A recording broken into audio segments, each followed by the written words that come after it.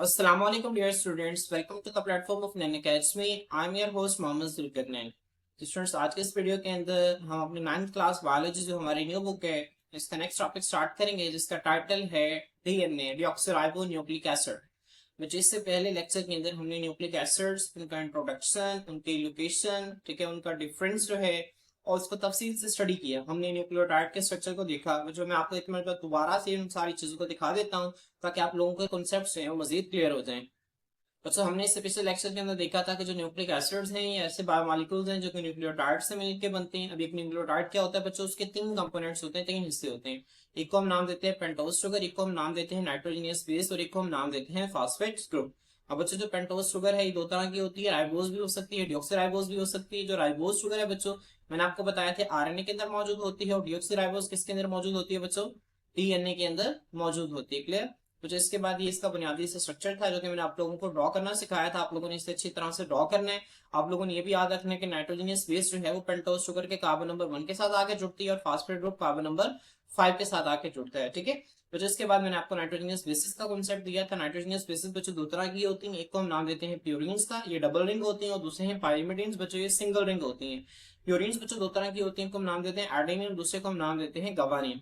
Pyrimidines बच्चों तीन तीन तरह की होती हैं, एक को हम नाम देते हैं साइटोसिन, एक को हम नाम देते हैं यूरासिल और एक को हम नाम देते हैं थायामीन। इसके बाद बच्चों मैंने आपको इसकी पेयरिंग के बारे में बताया था कि डीएनए के अंदर जो है आपने फार्मूला याद रखना है एट जीसी। एडेनिन हमेशा थायामीन के साथ आके मिलेगी, गवानिन हमेशा साइटोसिन के साथ आके मिलेगी। जबकि आरएनए के अंदर बच्चों क्या होता है, थायमिन की जगह पे यूरासिल आके अटैच हो जाता है। ठीक है। तो आरएनए में क्या होता है बच्चों, एडेनिन के सामने यूरासिल होता है, गवानिन के सामने साइटोसिन होता है। क्लियर। तो इसके बाद न्यूक्लिक एसिड्स थे, हमने टाइप्स पढ़ी थी, दो होती हैं इसकी, डिऑक्सराइबो न्यूक्लिक एसिड और राइबो न्यूक्लिक एसिड। बच्चों इसके बाद हमने इसका डिफरेंस देखा था, बड़ा बुनियादी सा फर्क था और ये मोस्ट इंपॉर्टेंट फर्क है। ठीक है। मैं आप लोगों को लाजमी रिकमेंड करूंगा कि आप लोग इसको लाजमी लिख लें। ठीक है। बच्चों यहाँ पे देखें, डीएनए के अंदर डिऑक्सीराइबोज शुगर होती है, आरएनए के अंदर राइबोज शुगर होती है। इसके बाद अगर नंबर ऑफ स्ट्रैंड्स की बात करें बच्चों हम, तो नंबर ऑफ डीएनए के अंदर डबल स्ट्रैंडेड होता है। क्या होता है बच्चों, डबल स्ट्रैंडेड, दो स्ट्रैंड्स होते हैं। हम आज के लेक्चर के अंदर इसको तफसील से देखेंगे। आरएनए बच्चों सिंगल स्ट्रैंडेड होता है।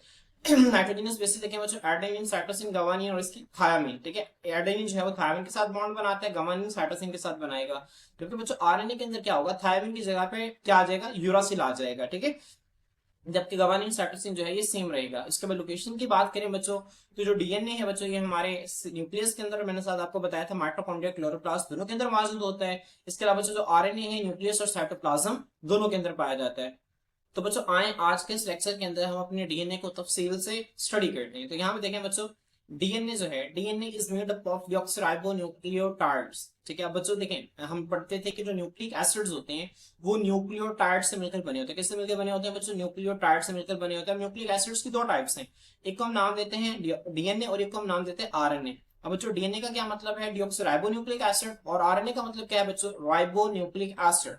अब बच्चों उसमें जो डिऑक्सीराइबो न्यूक्लिक एसिड है जिसे हम डीएनए कहते हैं बच्चों, ये जिस चीज से मिलकर बनता है ना बच्चों, उसको हम नाम देते हैं डीऑक्सीराइबो न्यूक्लियोटाइड्स। क्या कहते हैं बच्चों, डीऑक्सीराइबो न्यूक्लियोटाइड्स। तो आपने इसको ध्यान में रखना है, हम इसको क्या नाम देते हैं, डीऑक्सीराइबो न्यूक्लियोटाइड। मेरे साथ दोबारा ठीक है, दोबारा रिपीट करने की यहाँ पे तोड़ के लिखा हुआ डी, फिर ऑक्सी, फिर राइबो, फिर न्यूक्लियोटाइड्स। ठीक है। तो आपने इसको इस तरह से तोड़ के अलग अलग पढ़ना है। देखिए हर एक लफ्ज का अलग अलग मतलब है। डी का मतलब क्या आता है बच्चों, निकलने के सेंस में, रिमूवल।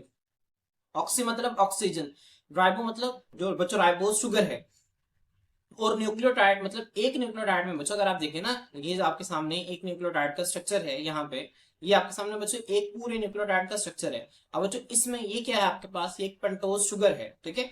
यहाँ बच्चों देखें ये पूरा न्यूक्लियोटाइड है। इस पूरे न्यूक्लियोटाइड में से बच्चों अगर हम क्या करें, ये जो राइबोज शुगर है इसके कार्बन नंबर 2 में आपको पता है ना, यहाँ पे जो है वो नॉर्मली हाइड्रोक्सिल ग्रुप लगता है, ऊपर हाइड्रोजन लगता है। अब जो यहाँ पे अगर हाइड्रोक्सिल में से यहाँ पे ऑक्सीजन को निकाल दिया जाए, ऑक्सीजन को निकाल दिया जाए तो बच्चे क्या बन जाएगा, अब पूरे हमने क्या किया, पूरे न्यूक्लियोटाइड में से जो राइबोज शुगर है इसमें से हमने एक ऑक्सीजन निकाल दिया। तो देखें डी का मतलब रिमूवल, ऑक्सी का मतलब ऑक्सीजन, राइबो का मतलब राइबोज शुगर। ठीक है। उसके बाद डीऑक्सीराइबो न्यूक्लियोटाइड। बच्चों एक न्यूक्लियोटाइड की जो राइबोज शुगर है हमने उसमें से एक ऑक्सीजन को निकाल दिया है, तो बच्चों क्या बन जाएगा, ये बन जाएगा डीऑक्सीराइबो न्यूक्लियोटाइड। तो आप लोगों ने इसको ध्यान में रखना है, इसका मतलब क्या है। क्लियर। बच्चों इसके बाद आए इसका स्ट्रक्चर देखते हैं हम। बच्चों को कहते हैं इन दिस न्यूक्लियोटाइड। अब किस न्यूक्लियोटाइड में बच्चों, डीऑक्सीराइबो न्यूक्लियोटाइड की वो बात कर रहे हैं। जो पेंटोज शुगर होती है ना बच्चों, वो क्या होती है, डीऑक्सीराइबोज होती है। बच्चों जो 5 कार्बन वाली शुगर होती है ना इस तरह से, ठीक है, ये मैंने आपको डायग्राम बनानी सिखाई थी ना इसकी बच्चों, इसमें इस तरह से ये देखिए 5 कार्बन, यहाँ पे 1 2 3 4 और 5। अब बच्चों कार्बन नंबर 2 है ना नॉर्मल, यहाँ पे हाइड्रोक्सिल ग्रुप नीचे होता है और हाइड्रोजन ऊपर होता है। बच्चों यहाँ पे क्या होता है, हाइड्रोक्सिल की जगह पे सिर्फ हाइड्रोजन अटैच होता है, तो इसे हम नाम देते हैं डिऑक्सीराइबोस का। तो इस न्यूक्लियोटाइड में बच्चों जो पेंटोस वगैरह वो डिऑक्सीराइबोस होती है, जबकि बच्चों जो नाइट्रोजनस बेसिस है, बच्चों मुझे बताएं कि नाइट्रोजनस बेसिस शाबाश डीएनए के अंदर कौन कौन सी होगी, मैंने आपको बताई थी ना पिछले लेक्चर के अंदर, और फिर बताएंगे कौन कौन सी होंगी बच्चों। एट जीसी से नाम याद रखना है, किससे बच्चों, AT GC, adenine thymine guanine cytosine. कौन कौन सी है, एडेनिन थायमिन गुआनिन साइटोसिन। तो यहाँ पे देखें बच्चों नाइट्रोजनस बेसिस जो है वो मे भी एडेनिन हो सकती है, थायमिन भी हो सकती है, साइटोसिन भी हो सकती है और गुआनिन भी हो सकती है। देखें कितनी आसान सी चीजें जो कि हमने इसको पिछले लेक्चर के अंदर ही स्टडी कर लिया है। बच्चों ये देखें यहाँ पे आपको नजर आ रहा है, ये आपकी बुक के अंदर स्ट्रक्चर बना हुआ है इसका। अब बच्चों डीएनए है ना जो किस तरह से देखें डबल हेलिक्स होता है, ठीक है। अब देखिए बच्चों ये आपको एक ब्लैक कलर का एक स्ट्रैंड नजर आ रहा है, ये देखिए किस तरह से जा रहा है। अब बच्चों किस तरह से है, देखिए इस तरह से घूमता है। अब जो पूरा एक स्ट्रैंड है तो आपको नजर आ रहा है ना, ये ब्लैक कलर का एक स्ट्रैंड है। और बच्चों दूसरा स्ट्रैंड जो है ये ग्रीन कलर का है, ये फर्स्ट स्ट्रैंड है और ये सेकंड स्ट्रैंड है। और बच्चों देखें ये उसके ऑपोजिट साइड पे इस तरह से रोल हो रहा है, ठीक है। मतलब एक स्ट्रैंड इस साइड पे आ रहा है, दूसरा स्ट्रैंड बिल्कुल उसके ऑपोजिट साइड पे आ रहा है। अब बच्चों ये जो दोनों स्ट्रैंड्स है ना ये आपस में मिले हुए हैं, जो आपको नजर आ रहे हैं ना बच्चों ये स्ट्रक्चर, ये आपस में मिले हुए हैं। अब बच्चों किस चीज से मिले हुए हैं, आपस में मिले हुए हैं नाइट्रोजीनियस बेसिस के जरिए। किसके जरिए मिले हुए हैं बच्चों, नाइट्रोजीनियस बेसिस के जरिए दोनों स्ट्रैंड्स आपस में मिले हुए हैं। बच्चों इसी वजह से हम डीएनए को कहते हैं, डीएनए क्या है, डबल स्ट्रैंडेड है। डबल स्ट्रैंडेड से मुराद क्या बच्चों, डीएनए के अंदर दो स्ट्रैंड्स होते हैं, एक आपको ब्लैक कलर का, एक आपको ग्रीन कलर का नजर आ रहा है, ठीक है। DNA is a double stranded. उसके बाद बच्चों हम डीएनए को ये भी कहते हैं कि डीएनए क्या है बच्चों, डबल हेलिक्स होता है। इसके अंदर क्या होता है बच्चों, डबल हेलिक्स होता है। तो डबल हेलिक्स में जो आपको नजर आ रहा है एक ब्लैक कलर का हेलिक्स है, ठीक है। हेलिक्स मैंने आपको बताया इस तरह गोल स्ट्रक्चर को कहते हैं, जो कोई भी इस तरह की चीज होती है ना बच्चों इसे हम हेलिक्स का नाम देते हैं, ठीक है। तो यहाँ पे एक नजर आ रही है एक हेलिक्स है और ग्रीन कलर का दूसरा हेलिक्स है, तो बच्चों क्या है, डबल हेलिक्स है, ठीक है। अब बच्चों जब हम इसको बड़ा करके देखते हैं ना तो हमें इस तरह के एक स्ट्रक्चर नजर आता है। यहाँ पे आप देखें आपको ये स्ट्रक्चर नजर आ रहा है। अब बच्चों ये देखें ये क्या है बच्चों, आपके पास ये 5 कार्बन शुगर है, ये पेंटोज शुगर है। अब बच्चों ये पेंटोज शुगर में ये कार्बन नंबर 1 है इसका, और बच्चों ये कार्बन नंबर 5 है। कार्बन नंबर 5 पे आपको पता है कि फास्फेट ग्रुप अटैच है, देखें आप। अब बच्चों जो देखें कार्बन नंबर 5 पे फास्फेट ग्रुप अटैच है और कार्बन नंबर 1 पे बच्चों क्या है, एडेनिन अटैच है। अब बच्चों ये नाइट्रोजनियस बेस है। अब नाइट्रोजनियस बेस को बच्चों उसने क्या किया हुआ, उसने एक बॉक्स से इसको रिप्रेजेंट किया हुआ है, तो आप लोगों ने भी इसी तरह से इसको रिप्रेजेंट करना है। और बच्चों आप लोगों ने इसे बनाना है, ये आप लोगों के लिए बहुत इंपॉर्टेंट है, आप लोगों ने इसे लाजमी तौर पे बनाना है। आप लोगों ने क्या करना है बच्चों, सिंपल, ठीक है। देखिए बहुत आसान है, आप लोगों ने सिंपल इस तरह से, ठीक है, जिसे आप कहते हैं आपने घर बनाना है, ठीक है। उसके बाद यहाँ पे एक फॉस्फेट ग्रुप लगाना है, फिर बच्चों यहाँ पे आपने क्या करना है, एक नाइट्रोजनस बेस लगा देनी है इस तरह से, ठीक है। अब बच्चों उसके बाद नीचे देखिए, नीचे से आपने यहाँ से जो कार्बन नंबर 3 होगा ना, यहाँ से बच्चों आपने इसको नीचे वाले फॉस्फेट ग्रुप के साथ मिला देना है। क्लियर, आपने क्या करना है बच्चों, इस नीचे वाले फॉस्फेट ग्रुप के साथ मिला देना है। अब यहाँ पे देखें बच्चों, अब नीचे जब क्या करेंगे, यहाँ पे जब आप बनाएंगे, ठीक है, तो यहाँ पे भी बच्चों दोबारा से इस तरह से यहाँ पे जगह कम है तो मैं इस तरह से ड्रॉ कर रहा हूँ बच्चों, दोबारा इसके साथ आके अटैच हो जाएगा। और बच्चों यहाँ पे इस तरह से दोबारा से क्या अटैच हो जाएगा, यहाँ पे एक और नाइट्रोजनियस बेस आके अटैच हो जाएगी। क्लियर बच्चों, आप लोगों ने इस तरह से आपने क्या करना है, पहले एक साइड बना लेनी है, ठीक है। यहाँ जैसे आपको नजर आ रहा है, पहले एक साइड बना लें। ये जो कार्बन नंबर 3 है ना बच्चों, इसको फास्फेट ग्रुप को इसके साथ अटैच कर देना है, ठीक है। कार्बन नंबर 3 है ना जो, इसको इसके फास्फेट ग्रुप से अटैच कर देना है बच्चों, इसको इसके फास्फेट ग्रुप से अटैच कर देना है, इसको इसके फास्फेट ग्रुप से अटैच कर देना है। क्लियर बच्चों, इस तरह जब आपकी एक साइड बन जाएगी ना, फिर आपने दूसरी साइड बनानी है बच्चों। दूसरी साइड बनाने से पहले आप लोगों ने ना नाइट्रोजनियस बेसिस बना लेनी है।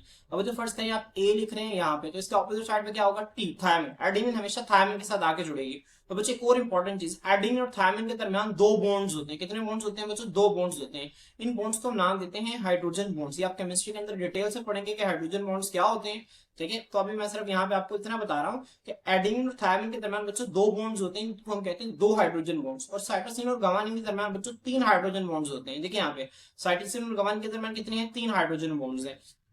तो बच्चों आप लोगों ने इसको ड्रॉ कैसे करना है, आप लोगों ने सबसे पहले इस एक स्ट्रक्चर को ड्रॉ कर लेना है, ठीक है। उसके बाद बच्चों ये पूरा का पूरा आप लोगों ने इसे ड्रॉ कर लेना है बच्चों। इसके बाद क्या करना है, आप लोगों ने इनको ड्रॉ करना है, इनके सामने इनके साथ बॉन्डिंग कर लेनी है। फिर बच्चों आपने क्या करना है, यहाँ से एक लाइन इस तरह से आहिस्ता आहिस्ता करके ऊपर निकाल लेंगे, ठीक है। और फिर आपने बच्चों यहाँ पे देखेंगे आपको स्टैंड सीधा नजर आ रहा है, आपने यहाँ पे उल्टा ड्रॉ करना है। क्या करना है बच्चों, उल्टा स्ट्रैंड ड्रॉ करना है, ठीक है। आप उल्टा स्ट्रैंड बच्चों आपने कैसे ड्रॉ करना है, सिंपल, जब आप इसको ड्रॉ कर लेंगे ना इसके सामने, जब आप इसको ड्रॉ कर लेंगे बच्चों, आप यहाँ से जब सिंपल इस तरह से लाइन लगाएंगे सबसे पहले, ठीक है। जब आप इस तरह से ऊपर की तरफ एक लाइन लगा लेंगे ना बच्चों, जब आपकी लाइन लग जाएगी तो फिर आप बड़े आराम से इस तरह इसके साथ इस तरह का एक स्ट्रक्चर बना के, ठीक है। तो फिर आप बड़े आराम से एक 5 कॉर्नर रिंग बना सकते हैं यहाँ पे।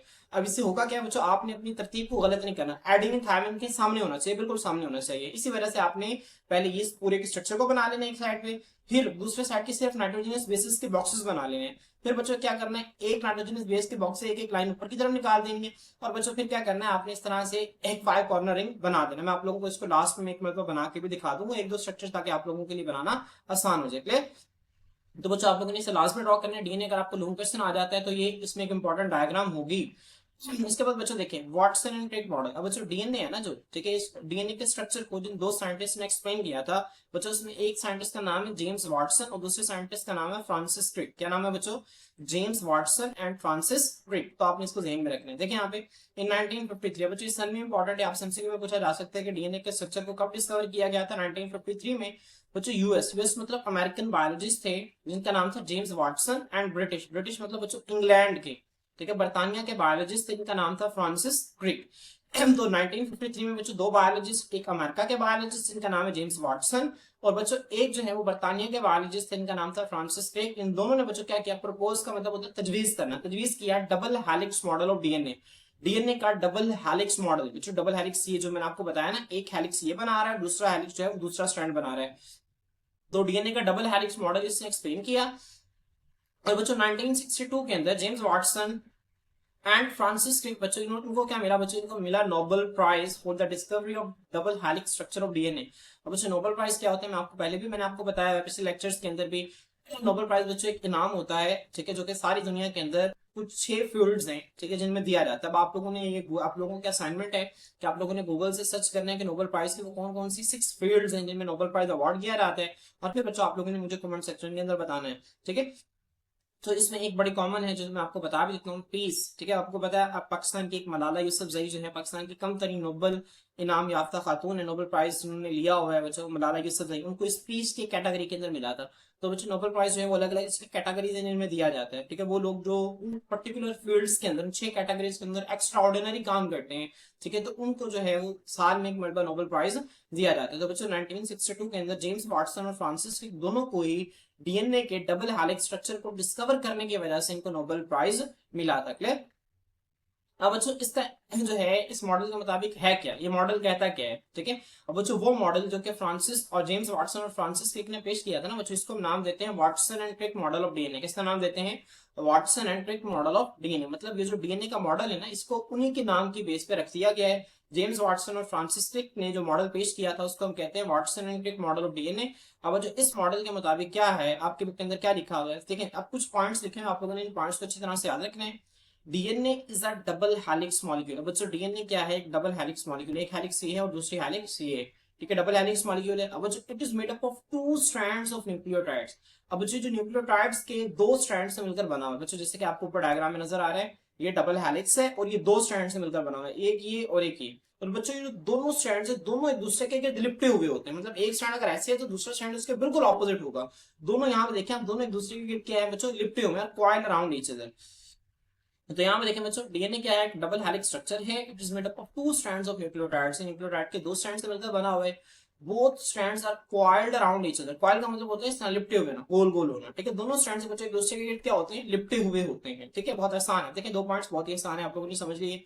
अब थर्ड पॉइंट देखें बच्चों, the nitrogenous basis of one strand. अब बच्चों एक स्ट्रैंड की जो नाइट्रोजनियस बेसिस होती है ना, वो क्या बनाती है बच्चों, हाइड्रोजन बॉन्ड्स बनाती है। मैंने आपको बताया ना क्या बनाती है बच्चों, हाइड्रोजन बॉन्ड्स बनाती हैं with the nitrogenous basis of the opposite strand. बच्चों मैं फिर आपको डायग्राम से दिखा देता हूँ, बच्चों आपको नजर आ रहा है यहाँ पे, अगर आप देखें ना बच्चों, तो ये आपका एक स्ट्रैंड है, ठीक है। मैं आपको यहाँ पे अगर ज्यादा क्लियर करके दिखाऊं तो आप लोग यहाँ पे देख सकते हैं इसे, ये आपका एक पूरा का पूरा बच्चों क्या है, एक स्ट्रैंड है जो आपको यहाँ पे नजर आ रहा है। अब देखें ये बच्चों इस स्ट्रैंड है ना जो, इसके नाइट्रोजनस बेसिस ने क्या किया हुआ बच्चों, जो ऑपोजिट स्ट्रैंड है इसके नाइट्रोजनस बेसिस के साथ क्या बनाया हुआ है बच्चों, हाइड्रोजन बॉन्ड्स बनाए हुए। क्या बनाया हुआ बच्चों, हाइड्रोजन बॉन्ड्स। अगर यहाँ पे देखें ना, उसने इस स्ट्रक्चर को दरअसल एक्सप्लेन किया हुआ, जो स्ट्रक्चर है ना इसको बड़ा करके दिखा रही है वो, ठीक है, बुक वाला जो है वो वहां पे दिखा रहा है। अब यहाँ पे देख सकते हैं एक स्ट्रैंड है, ठीक है, एक स्ट्रैंड का ये स्ट्रक्चर होता है बच्चों, और दूसरे स्ट्रैंड का जो है ये वाला स्ट्रक्चर है।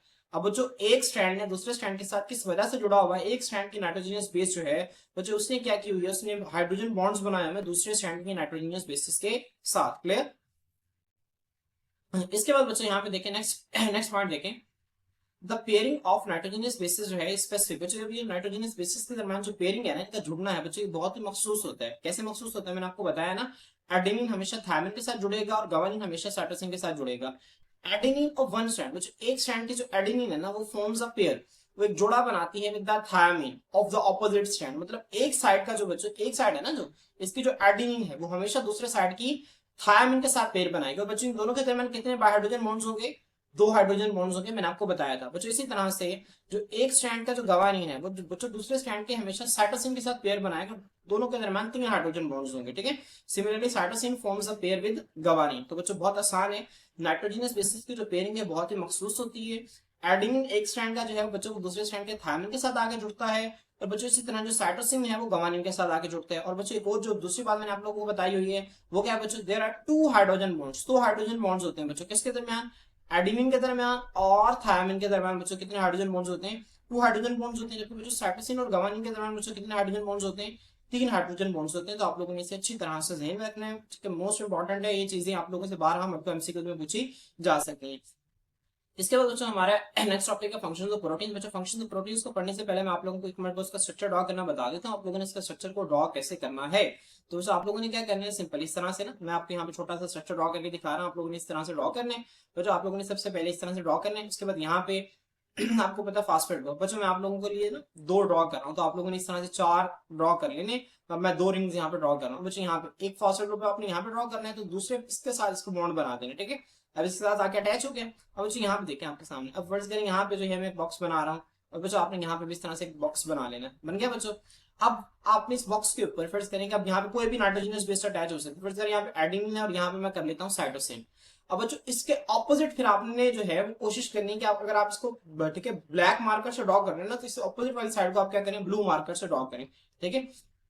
तो मैं भी यहाँ पे ब्लैक ले लेता हूँ, मैंने इसको ब्लू से ड्रॉ किया, मैं यहाँ पे ब्लैक ले लेता हूँ। तो बच्चों आपने क्या करना है, इसी तरह से इसके सामने एक और बॉक्स बनाना है, इसके सामने एक और बॉक्स बनाना है, ठीक है। अब एडेनिन के सामने हमेशा क्या आएगा बच्चों, थायमिन और साइटोसिन के सामने हमेशा क्या आएगा, गवानिन। एडेनिन और थायमिन के दरमियान 2 हाइड्रोजन बॉन्ड्स होंगे, साइटोसिन और गवानिन के दरमियान बच्चों 3 हाइड्रोजन बॉन्ड्स होंगे, क्लियर। अब जो फिर आपने क्या करना है, इस तरह से ना एक लाइन इस तरह से ऊपर की तरफ लेके जानी है, और यहाँ से एक लाइन इस तरह से ऊपर की तरफ लेके जानी है, क्लियर। अब जो एक लाइन जब आपने ऊपर की तरफ लेके जानी है, अब ये वो पॉइंट है जहां से आपने इस तरह से, ठीक है, जो आपका 5 रिंग स्ट्रक्चर है इसको ड्रॉ करना स्टार्ट करना है। आपने इस तरह नीचे की तरफ ये बनाना है, ठीक है। फिर बच्चों यहाँ पे क्या करना है, इस तरह से, इस तरह ये स्ट्रक्चर, और फिर यहाँ पे आपने इस तरह से इसको मिला देना है। अब बच्चों यहाँ पे देखिए, यहाँ पे आपने इस तरह से नीचे की तरफ एक स्ट्रक्चर ड्रॉ करना है। फिर बच्चों यहाँ पे देखें, आपने इस तरह से ऊपर की तरफ इसे लेके जाना है, और यहाँ पे आपने इसे मिला देना है, क्लियर। अब बच्चों देखें 5 कॉर्नर रिंग बन गई। अब बच्चों यहाँ पे देखें आपने क्या करना है, यहाँ पे इस तरह से ये फास्फेट ग्रुप आपका यहाँ पे अटैच हो जाएगा, और इस फास्फेट ग्रुप को आपने इसके साथ आके मिला देना है। तो बच्चों देखें किस तरह से 2 बन गए। अब इसी तरह से आपने 4 बनाने, 1 2 और इसी तरह के 2 और नीचे बनाने, और इस साइड पे भी इसी तरह से 1 और 2 और 2 और आपने इसी तरह से नीचे बनाने, सेम यही चीज होगी, क्लियर। तो आप लोगों ने स्ट्रक्चर को अच्छी तरह से ड्रॉ करना है, बहुत इंपॉर्टेंट है। आप लोगों से पेपर में अगेन रिपीट कर रहा हूँ, पेपर में शॉर्ट क्वेश्चन में पूछा जा सकता है, और अगर आपको पेपर में लॉन्ग क्वेश्चन आ गया तो पेपर में आप लोगों से लॉन्ग क्वेश्चन में भी वो पूछ लेगा। तो आप लोगों ने इसे अच्छी तरह से ड्रॉ करना है। इसी तरह से मैं 12 मिनट में आप लोगों के लिए इसको ड्रॉ करके दिखा रहा हूँ।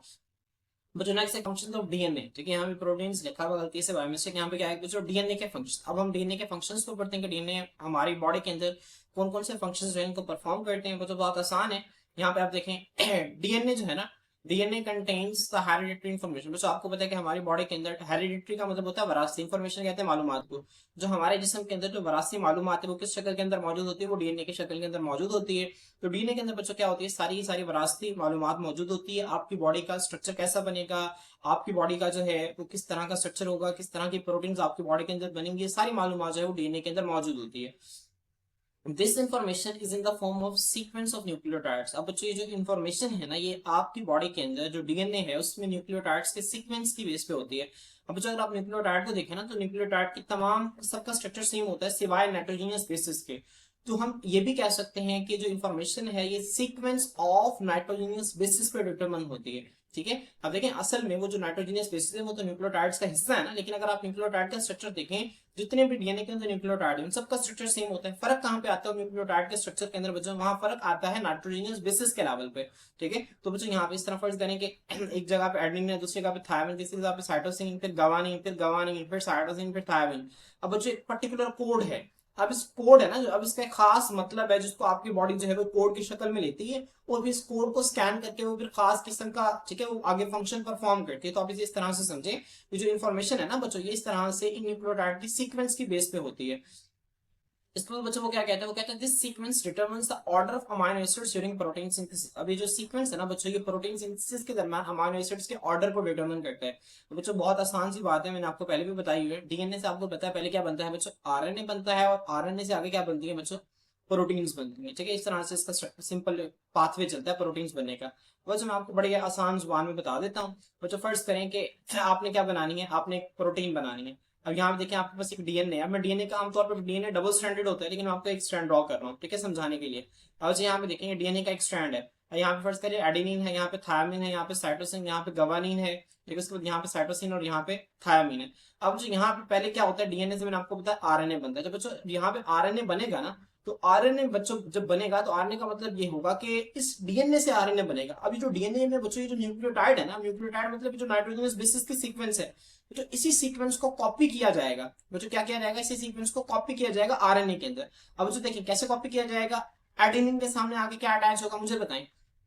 ठीक है, अब फौरन से कई बच्चे कह देंगे सर एडेनिन के सामने थायमिन आके जुड़ता है, लेकिन बच्चों हम यहाँ पे क्या बना रहे हैं, हम यहाँ पे बना रहे हैं आरएनए। तो आरएनए में क्या थायमिन होता है, नहीं, आरएनए में क्या होता है, यूरासिल। तो एडेनिन के सामने क्या आएगा, यूरासिल आ जाएगा।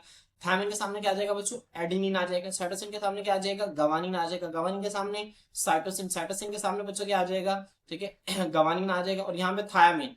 अब थायमिन के सामने यूरासिल नहीं आएगा, थायमिन के सामने यूरासिल नहीं आएगा, इसको आपने ध्यान रखना है। थायमिन के सामने क्या आएगा, एडेनिन आएगा, ठीक है, क्योंकि एडेनिन आरएनए के अंदर होता है, थायमिन नहीं होता। अब बच्चों ये आरएनए की सीक्वेंस बन गई ना। अब बच्चों इसमें यहाँ पे देखें आप यूएजी। अब बच्चों ये जो तीन नाइट्रोजनस बेसिस है ना, ये कोड है, ठीक है बच्चों, क्या है, कोड है अमीनो एसिड का। अब जैसे ही आपकी बॉडी, अब देखिए यहाँ से आरएनए बना, आरएनए बच्चों जब राइबोसोम्स के पास जाते हैं ना, तो राइबोसोम्स क्या करते हैं बच्चों, इस कोड को रीड करते हैं। अब जब उन्हें पता चल गया ना, अच्छे कोड, इस कोड का मतलब ये है, वो कहते हैं फिलहाल अमीनो एसिड को पकड़ के लाओ। फर्स्ट देने का अमीनो एसिड यहाँ पे पकड़ के ला दिया गया। अब बच्चों अगला कोड रीड करेंगे, अगले कोड पे फर्ज करें को दूसरा अमीनो एसिड है, उसको पकड़ के लाया गया। अब जो दोनों के दरमियान बॉन्ड बना दिया गया, ठीक है। फिर इसी तरह से तीसरा कोड पड़ा, एक और अमीनो एसिड पकड़ के लाए, उसका बॉन्ड बना दिया। चौथा कोड पड़ा, एक और अमीनो एसिड पकड़ के लाया, उसका बॉन्ड बना दिया। अब बच्चों ये क्या हो रही है, अमीनो एसिड आपस में मिलते जा रहे हैं। जब अमीनो एसिड आपस में मिलते हैं तो क्या बनती है बच्चों, प्रोटीन फॉर्मेशन होती है, ठीक है। क्या होती है, प्रोटीन फॉर्मेशन। तो बस मैं उम्मीद करता हूँ कि आप लोगों को इसकी समझ आ गई होगी। या मैं दोबारा रिपीट करता हूँ, डीएनए के अंदर जो बच्चों वरासती मालूमात होती है, जो इन्फॉर्मेशन होती है, न्यूक्लियोटाइड की तरतीब डिटरमिन करती है। न्यूक्लियोटाइड की जो सीक्वेंस है इसकी शक्ल में होती है, जैसे मैंने आपको यहाँ पे बताया ना। अब देखें बच्चों, जो प्रोटीन हैं इस आरएनए की सीक्वेंस से बनेंगे। इस आरएनए की सीक्वेंस कहाँ से आई, जो डीएनए की सीक्वेंस है ना, इसी को कॉपी किया गया आरएनए की सीक्वेंस के अंदर। तो बच्चों जो सीक्वेंस है, ठीक है, जो इन्फॉर्मेशन है न्यूक्लियोटाइड की सीक्वेंस की शक्ल में होती है। उसके बाद जो सीक्वेंस है ना बच्चों, ये क्या करती है, प्रोटीन सिंथेसिस के दौरान अमीनो एसिड्स की तरतीब को डिटरमिन करती है। जो मैंने आपको बताया ना, अमीनो एसिड्स की तरतीब इस तरह से। अब आरएनए के अंदर जो न्यूक्लियोटाइड होते हैं ना बच्चों, तीन नाइट्रोजनस बेसिस के, ठीक है, कोड होता है, वो एक अमीनो एसिड को कोड कर रही होती है, ठीक है। तो ये फर्ज करेंगे, जैसे में आपने दो अमीनो एसिड्स पढ़ा हुआ है ना, मैं आपको बता देता हूँ। फर्ज करेंगे यूएजी। यूएजी का मतलब है ग्लाइसिन। क्या है, ग्लाइसिन आपने पढ़ा है ना, ग्लाइसिन एक अमीनो एसिड होता है, ठीक है। इस तरह बच्चों सीजीए का मतलब है एलानिन। अब जो यहाँ पे जैसे राइबोसोम के सामने आएगा, राइबोसोम कहेगा कि जाएं, ठीक है, ग्लाइसिन को पकड़ के लाओ, ग्लाइसिन को पकड़ के लाया जाएगा। फिर उसके साथ क्या किया जाएगा, एलानिन को पकड़ के लाया जाएगा, फिर एलानिन और इन दोनों को जोड़ दिया जाएगा। फिर इसी तरह से बाकी अमीनो एसिड्स को पकड़ के लाया जाएगा। और आपको पता है ना, आपके बॉडी के अंदर जो है टोटल 20 अमीनो एसिड्स हैं जो कि प्रोटीन फॉर्मेशन में इन्वॉल्व होते हैं। तो बच्चों 20 अमीनो एसिड्स में से हर अमीनो एसिड का अलग अलग कोड होते हैं, और अलग अलग कोड के हिसाब से आपके राइबोसोम्स क्या करते हैं, उन अमीनो एसिड्स को आपस में इकट्ठा करके प्रोटीन्स बनाते हैं। क्लियर। तो मैं उम्मीद करता हूँ कि आप लोगों को ऊपर वाले पॉइंट की समझ आ गई होगी। बच्चों इसको देखें, फंक्शन ऑफ, ये प्रोटीन लिखा हुआ, फिर by mistake function of DNA है, ठीक है। अब बच्चों यहाँ पे देखें, the segment of DNA in which the sequence of nucleotide determines the synthesis of protein, जिसे हम पॉलीपेप्टाइड चेन भी कहते हैं, स्टार्च जीन। अब बच्चों ये देखें, लाइन थोड़ी सी समझने वाली है, आपने इस पर गौर करना है। मैं इसको रेज कर देता हूँ ताकि मैं आप लोगों को मजीद इसको अच्छे तरीके से समझा सकूं। अब जो डीएनए आपको पता है कि हमारी बॉडी के अंदर जो है, अगर वो सेल के अंदर बिखरे हुए धागों की शक्ल में पड़ा होगा तो उसे हम किसका नाम देंगे बच्चों, हम उसे नाम देंगे क्रोमेटिन का। लेकिन अगर वो जो है वो अरेंज हो जाएगा खास शक्ल के अंदर, तो बच्चों हम इसे किसका नाम देंगे, हम इसे क्रोमोसोम का नाम देंगे। देखिए आपको ये नजर आ रहा है बच्चों, ये क्या है, क्रोमोसोम है, और ये सेल के अंदर जिस शक्ल में पड़ा हुआ था बच्चों, ये क्रोमेटिन है। अब बच्चों ये जो हमारे पास एक क्रोमोसोम है ना बच्चों, अब इस क्रोमोसोम के ऊपर बच्चों क्या होता है, डीएनए। बच्चों डीएनए का एक छोटा सा टुकड़ा जो कि खास प्रोटीन बना है। फर्स्ट करें, मैं कहता हूँ कि डीएनए के ऊपर है ना, यहाँ से लेकर जो यहाँ तक ये टुकड़ा है बच्चों, अब बच्चों ये क्या बनाता है, एक प्रोटीन बनाता है जिसको हम नाम देते हैं हीमोग्लोबिन।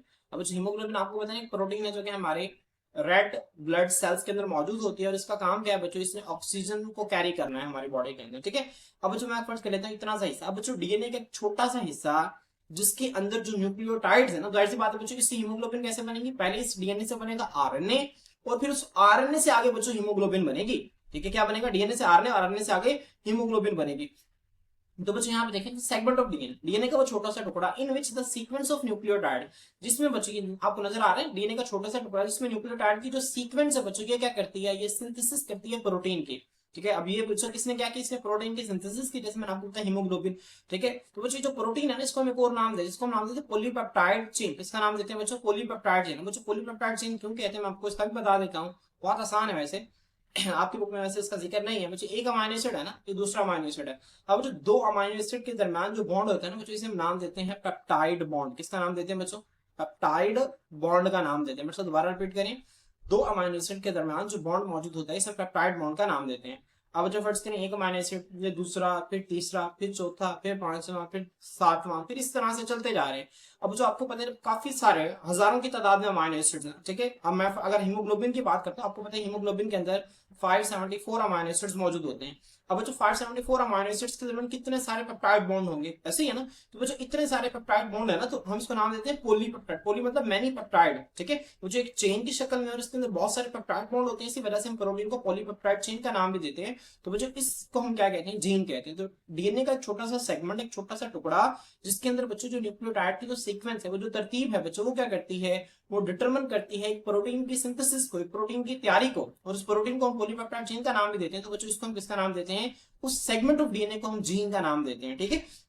तो आसान सवाल में अगर कोई आपसे पूछे जीन क्या होता है, तो आपने बताना है डीएनए का वो छोटा सा टुकड़ा जो कि हमारे जिस्म के अंदर एक खास प्रोटीन बनाता है, उसे हम क्या कहते हैं बच्चों, उसे हम जीन कहते हैं। अब यहाँ पे देखें बच्चों, ड्यूरिंग रिप्रोडक्शन, रिप्रोडक्शन क्या होता है बच्चों, नई नस्ल पैदा करना। रिप्रोडक्शन के दौरान DNA is pass from one generation to the next. बच्चों जब नई नस्ल पैदा की जाती है तो डीएनए जो है आपको पता है फादर और मदर से आगे नए बच्चे के अंदर ट्रांसफर होते हैं। तो डीएनए एक नस्ल से दूसरी नस्ल के अंदर मुंतकिल होते हैं। In this way DNA carries the hereditary information to the next generation.